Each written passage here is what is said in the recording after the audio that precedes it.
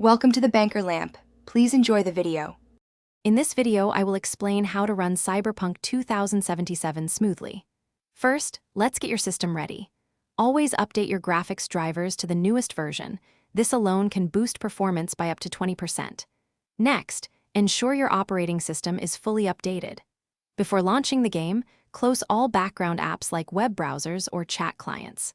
Finally, verify the game files through your launcher to fix any corrupted data, ensuring a clean start. Now, let's dive into the in-game settings. Volumetric fog and cloud quality are major performance hogs. Lowering them can give you a significant frame rate increase, sometimes by 10 to 15 frames per second. Screen space reflections and ambient occlusion also demand a lot from your GPU, so consider reducing them. If your system isn't top tier, disable ray tracing entirely. Lastly, setting crowd density to medium or low will ease the burden on your CPU in Night City's bustling streets. For more advanced tweaks, consider enabling upscaling technologies like AMD FSR or NVIDIA DLSS.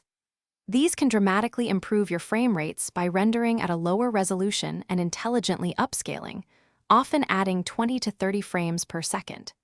Installing the game on a solid-state drive, or SSD, will drastically reduce loading times and minimize in-game stutters. You can also set the game's priority to high in Task Manager for dedicated system resources.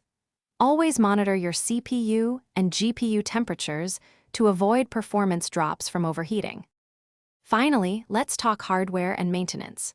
First, confirm your PC meets or exceeds the game's recommended system requirements for the best experience. Regularly cleaning your computer's internal components, especially fans and heatsinks, will improve airflow and prevent thermal throttling. Upgrading your RAM to 16 GB or more will ensure smoother multitasking and better overall game performance. Ultimately, a powerful graphics card remains the most crucial component for enjoying Cyberpunk 2077 at high fidelity. Thanks for watching. If this was helpful, leave a like and consider subscribing. See you next time.